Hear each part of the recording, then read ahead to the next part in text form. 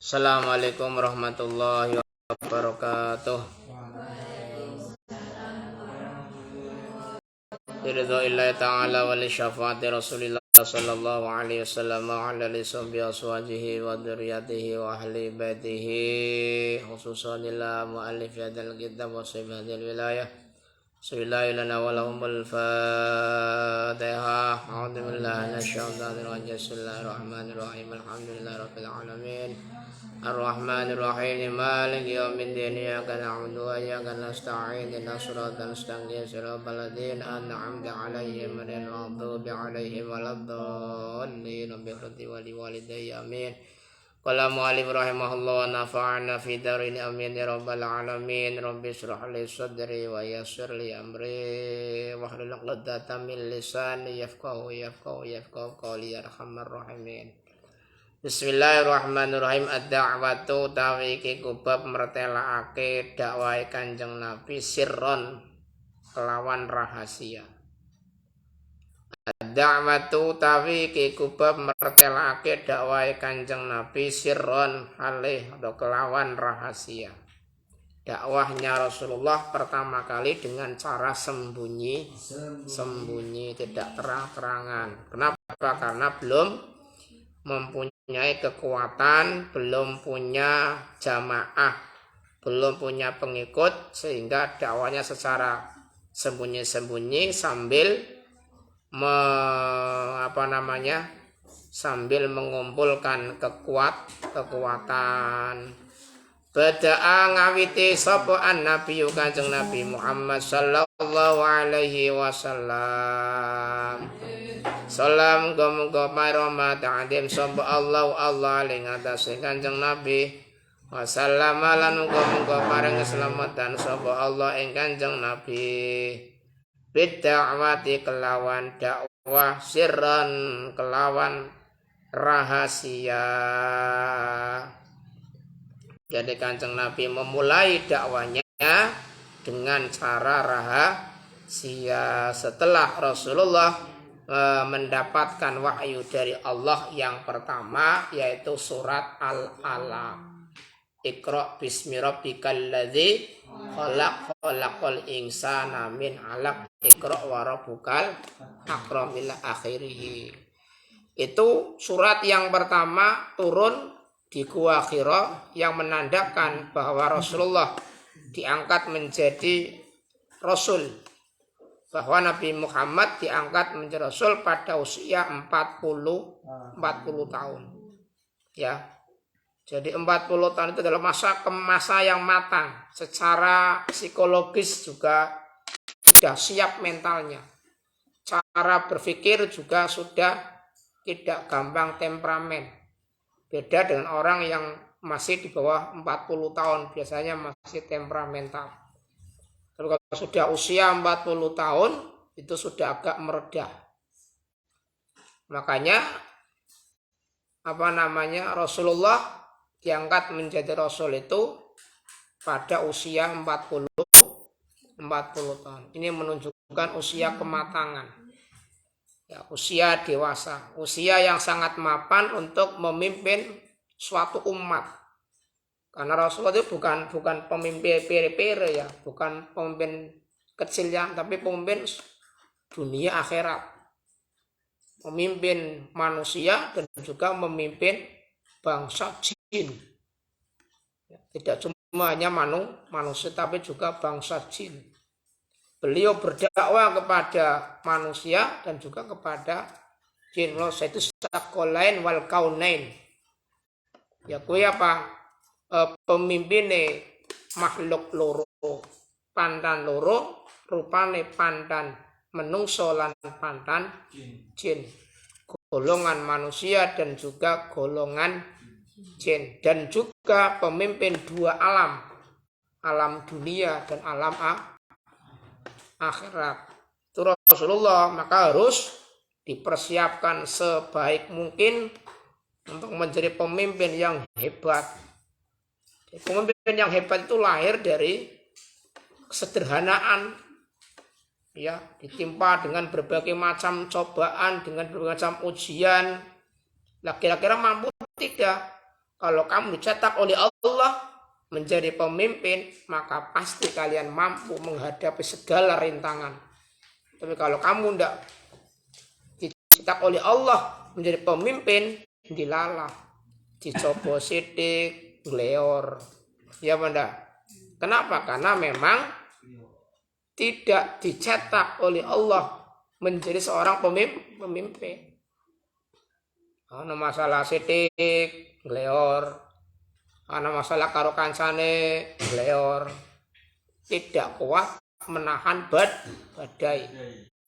Iya. Kenapa? Karena otomatis tanaman itu, tumbuhan itu semakin tinggi akan semakin banyak diterpa badai. Lah kalau akarnya tidak kuat, maka kan mudah tumbang. Ya Banda. Kalau akarnya tidak kuat, maka kan mudah roboh. Sama dengan kita. Kalau kita tidak banyak ditimpa cobaan oleh Allah, tidak diuji oleh Allah, maka begitu ada badai kita langsung tumbang. Kita langsung menyerah. Padahal apa? Wala ta'asu ar-rauhillah, dan janganlah kalian berputus asa dari rahmatnya Allah. Inna rahmatallahi wasi'atun. Sesungguhnya rahmat Allah itu sangat luas. Maka jangan kita berputus asa dari rahmatnya Allah. Kalau kalian dicetak oleh Allah menjadi pemimpin, pasti saya jamin kalian kuat menahan semua badai ujian. Ngaji yang dilalah kuat. Sampeyan ngajine ora kuat setahun 2 tahun gesek, asungkan ngaji badai jadi kabeh. Oh ya pancen memang dudu cetakane sampean. Ya. Kenapa? Nanti kalian itu akan diseleksi oleh waktu. Wong habis sendiri dulu ngaji barang abiku 50 bocah. Ya, tapi barang kata murid jitok. Nggur siji yang 49 itu padha lunga kabeh. Ana sing nyambut gawe, ana sing ora kuat, ana sing bojo. Ya. Nah itu, jadi tidak kuat. Kenapa? Karena memang tidak dicetak oleh Allah menjadi seorang pemimpin. Sehingga apa? Sehingga dilalaya tidak kuat dengan cobaan. Tidak kuat dengan badai cobaan yang menerpa kita. Ya. Jadi kita harus berpikir bahwa kehidupan ini pasti banyak cobaan, pasti itu. Ya.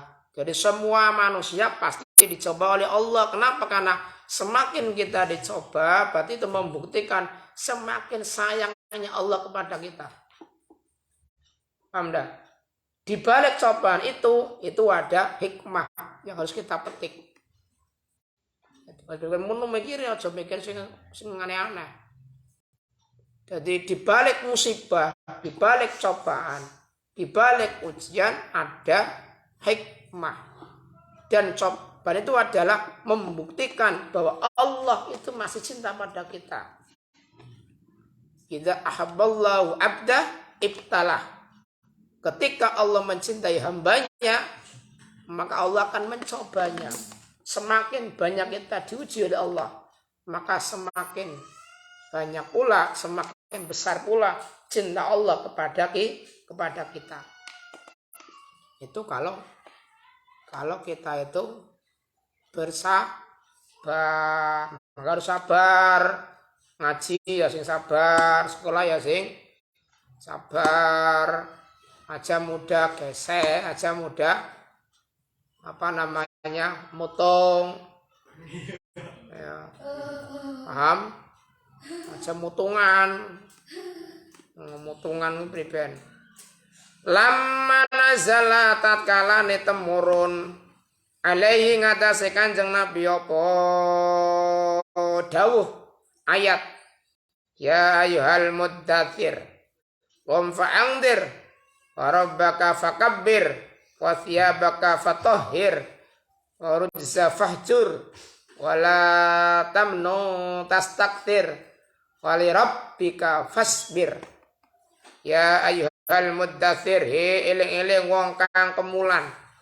Eling-eling wong kang selimutan. Ya ayyuhal muddatsir he eling-eling wong kang kemulan. Muddatsir iki berarti ora sing wong sing kemulan. Wong sing selimut ndrodok. Kenapa ndrodok? Kanjeng Nabi nang Gua Hira diwinan moro-moro ana wong gedhe dhuwur putih-putih. Ya Allah, nek sampean kepriye wedi bae. Ya. Sampean diwinan nang gua moro-moro ana wong gedhe dhuwur putih mambune wangi. Kira-kira apa yang kau reaksikan kira-kira gimana? Oh, langsung belai. Wus putih. Nah, Rasul kemudian tentu Rasul merasa gemeter begitu pulang dari Gua Hira, gemeter. Ya Khadijah zammiluni, ya Khadijah zammiluni, ya Khadijah nyong kemuli, Khadijah kemuli atis. Lah kok barang lagi kemuli ternyata malaikat teko. Malaikat Jibril itu malaikat Israel. Nah Israel berarti malaikat pencabut nyawa, berarti malaikat Jibril. Zammiluni Khadijah, tolong aku dikemuli Khadijah, tolong saya diselimuti Khadijah. Ternyata ketika diselimuti datanglah malaikat Jibril membawa wahyu dari Allah Subhanahu wa ta'ala. Ya ayyuhal muddatsir eling-eling wong kang kemulan. Kum tangiyo sira. Tangiyo. Kum tangiyo sira fa'angdir. Monggo meden-medeni sapa sira. Tangi. Sing selimutan tangi, bangun. Berdakwalah. Takutilah manusia. Ya. Fa'angdir monggo meden-medenono sapa sira wa rabbaka lan ing pangeran sira fakabbir monggo ngagungono sapa sira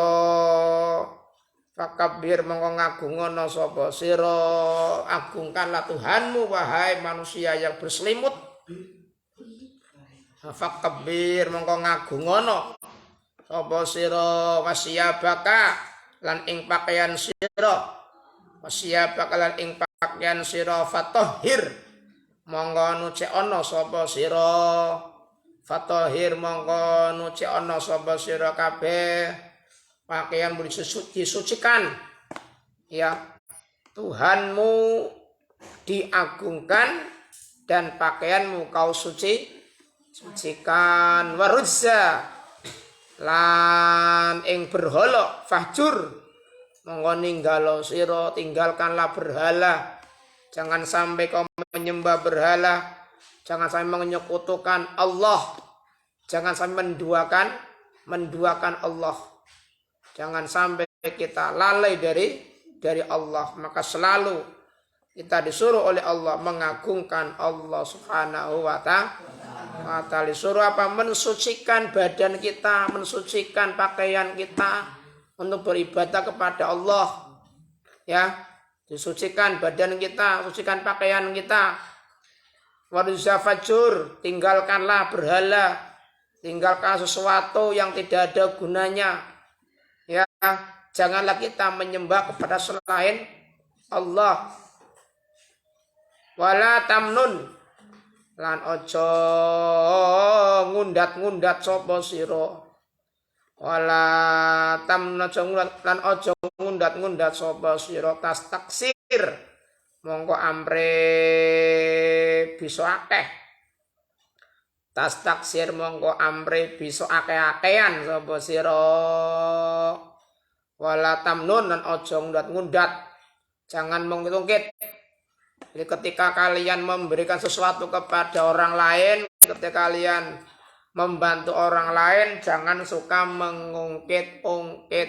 Nek diungkit akhirnya pahalane hilang, akhirnya percuma. Paham? Jangan suka mengundat-undat perbuatan baik kalian. Banyak orang yang melakukan perbuatan baik tapi hilang. Kenapa? Karena diungkit-ungkit. Iya, bisane ki masjid musola dadi ki gara-gara nyong nyumbang singar semen 1 sak. Ki nek langkae nyong ora dadi majelis ki. Ini namanya namanya berarti apa? Mengungkit-ungkit kebaikannya. Di kebaikan yang kita lakukan jangan selalu kau ungkit kau syukur-syukur kau bisa melupakan kebaikanmu, ya. Tapi kalau kejelekanmu, kalau dosa kamu harus selalu diingat. Kenapa? Untuk supaya kita mengevaluasi supaya kita jangan sampai melakukan dosa itu lagi. Paham? Paham enggak? Jadi dosa kita selalu ingat, kalau amal jangan kita undat-undat, jangan kita ungkit. Kalau kita ungkit-ungkit, pahalanya hilang, ibadahnya rusak, amalnya rusak. Tapi kalau kejelekan kita, dosa kita selalu kita ingat supaya apa? Kita jangan melakukan kesalahan yang sama. Cukup 1 kali kehilangan tongkat, jangan dua kali. Ya, paham? Nah, iya. Jangan kedua kali. Wali rabbika lan maring pangeran sira. Wali rabbika lan maring pangeran sira fasbir. Monggo sabar sapa sira. Ibadah ya kudune sing sabar, nyembah Allah ya sing sabar. Fada'a mongko ngajak sapa Kanjeng Nabi ahla baitihi ing ahli daleme Kanjeng Nabi, ahla baitihi ing ahli daleme Kanjeng Nabi.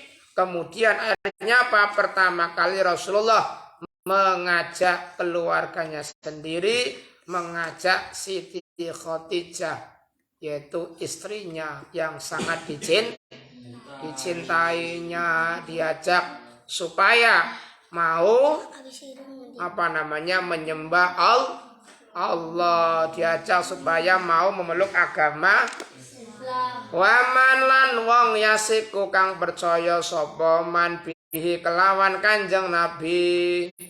Waman lan wong yasiku kang percaya sapa man bihi kelawan Kanjeng Nabi min asdiqaihi saking pira-pira koncone Kanjeng Nabi.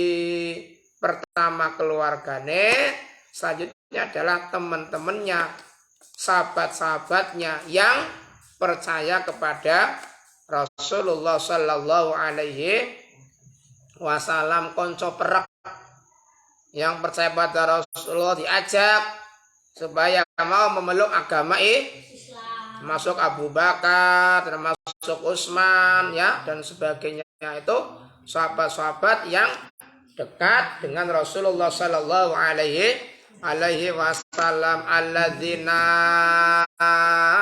ya wong akeh ya takiduna kang padha negotaken sapa alladzina ya wong akeh ya takiduna kang padha negotaken sapa alladzina sidqahu ing jujure Kanjeng Nabi Muhammad, ing benere Kanjeng Nabi, yaitu orang-orang yang meyakini kejujurannya Rasulullah, orang-orang yang meyakini kebenarannya Rasulullah, bahwa Rasulullah itu orang yang tidak pernah berbohong, orang yang tidak pernah mengingkari janji, orang yang tidak pernah berkata dusta. Sehingga apa? Sehingga mudah percaya dengan ajakan Rasulullah Sallallahu Alaihi Wasallam. Ngajak sapa Kanjeng Nabi, ngajak sapa Kanjeng Nabi hum ing asdiqaihi, ngajak sapa Kanjeng Nabi hum ing asdiqaihi ila ibadatillahi maring ibadah Allah. Napa sih Mas? Ila ibadatillahi maring ibadah Allah wahdahu hale suwijine Gusti Allah. Rasulullah mengajak kepada orang yang dekat terhadap Rasulullah dan keluarganya, mengajak untuk hanya menyembah kepada Allah, bukan menyembah kepada selain Allah. Warrofati lan welas binasi kelawan menungso. Jadi mengajaknya bukan cuma hanya menyembah kepada Allah, tetapi mengajak supaya apa? Supaya mempunyai rasa kasih sayang terhadap manusia, supaya saling mengasihi, saling menghormati, saling menghargai antara satu dengan yang lain. Wal ittihadi lan bersatu, supaya jangan sampai bercerai-berai, tapi supaya bersatu. Kenapa? Karena bersatu itu menyebabkan kita itu kuat, ya. Bersatu kita teguh, kita kuat. Bercerai kawin lagi. Ya, bercerai ya kita runtuh. Bersatu kita teguh, bercerai kawin lagi. Bercerai kita runtuh, bukan kawin lagi, ya. Bersatu kita teguh, bercerai kita runtuh. Jangan bersatu kita teguh, bercerai kawin lagi. Jangan. Ya, kalau memang sudah meninggal ya tidak apa-apa kawin lagi. Atau memang belum jodohnya ya tidak masalah kawin lagi, ya. Wal ittihadi lan bersatu. Watarkil harbi lan ninggal peperangan. Ya, jangan suka perang, jangan suka cekcok, jangan suka menghina, jangan suka mengolok-olok, jangan suka meremehkan orang lain. Ya, jangan sampai. Watarkil harbi lan ninggal peperangan. Wakot badalan teman-teman ngawiti sapa Kanjeng Nabi. Wakot badalan teman-teman ngawiti sapa Kanjeng Nabi bidakwati kelawan ngajak-ngajak sirron hale rahasia. Pertama Kanjeng Nabi berdakwah dimulai dengan cara sembunyi, khaufan krana kuwatir, mim mufajaatin nasi saking serangan ngageti menungso. Mim mufajaatin nasi saking serangan ngageti menungso. Bi amrin kelawan perkara lam ya'rifuhu kang durung kenal sapa nas hu ing amrin. Lam ya'rifu kang durung kenal sapa nas hu ing amrin. Walam yasma'u lan durung tau krungu. Walam yasma'u lan durung tau krungu sapa nas bi kelawan amrin. Kenapa kok tidak langsung dakwanya terang-terangan, kok malah secara sembunyi-sembunyi? Karena khawatir iki podo kaget, sebab itu barang yang baru, perkara yang baru yang belum mereka kenal, yang belum mereka dengar sebelumnya, sehingga khawatir mereka akan langsung menentang. Maka dakwanya yang pertama kali dengan cara sembunyi. Tapi alhamdulillah, walaupun sembunyi-sembunyi itu dapat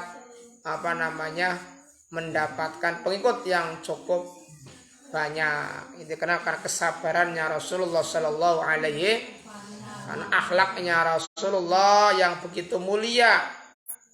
Nah, dalam Al-Quran surat An-Nasr, ya, kan ada idza jaa nasrullahi wal fath wa ra'aitan nasa yadkhuluna fi dinillahi afwaja fasabbih bihamdi rabbika wastaghfir innahu kana tawwaba.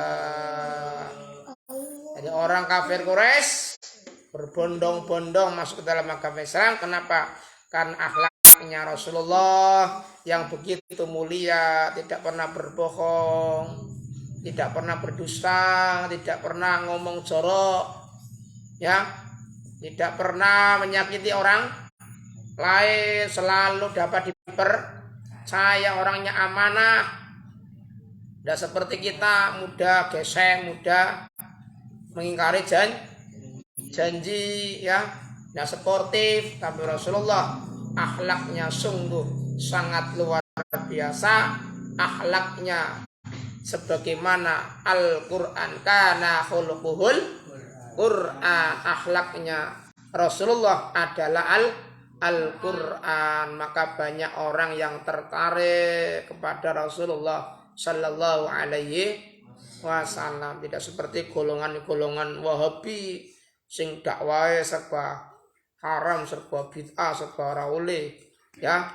Tapi kalau ulama-ulama kita itu dakwanya luar biasa, menggunakan pendekatan budaya, pendekatan pendidikan, edukasi, pendekatan pengobatan dengan melalui berbagai macam cara supaya manusia dapat mengenal Allah, supaya manusia dapat masuk ke dalam agama Islam. Sebagaimana Rasulullah Sallallahu Alaihi Wasallam ketika mendakwahkan agama Islam dengan mencerminkan akhlakul karimah, luar biasa, ya.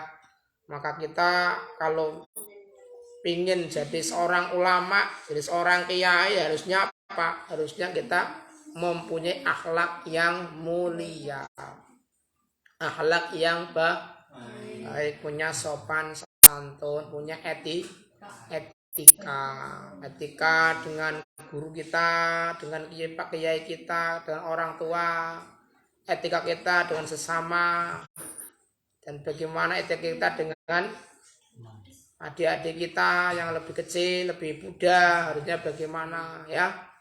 Jangan kemudian disamaratakan. Karo kiai ini, karo kancane podo, ini berarti tidak punya etika. Man laisa lahu adab fahuwa kadzdzab. Barang siapa yang tidak punya etika, tidak punya sopan santun, tidak punya adab, maka fahuwa kadzdzab, maka orang itu seperti lalat. Tidak punya etika. Ono apa bae dipencloki, batang dipencloki, boroke sampean ya dipencloki, sirahe sampean ya dipenclok, sirahe Pak Presiden ya dipenclok, kabeh dipencloki laler. Mung hanya sing ora pernah kuwi Kanjeng Nabi Muhammad sallallahu alaihi. Sangkin mulyane Kanjeng Nabi, yang Kanjeng Nabi ora pernah dipencloki laler, sangkin mulyane Kanjeng. Tapi nek nyong sampean kabeh sirahe biasa dipencloki laler, apa maning kaya nyong sampean kabeh, ya. Kadang-kadang aduse embuh, ya.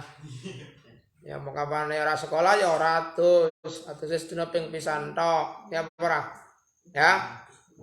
Iya, konsumsi angel. Makanya belajar, ya. Kita belajar supaya tahulah, ya, bagaimana membersihkan diri suci, ya. Jadi kenapa kembali lagi, kenapa Rasulullah pertama kali tidak dakwah secara terang-terangan, tetapi memilih jalur dakwah secara sembunyi? Kenapa? Khawatir barangkali manusia kaget dengan perkara yang baru, perkara yang belum dikenalnya, diketahuinya, dan perkara yang belum pernah didengar. Sehingga dengan cara sembunyi. Paham, ya?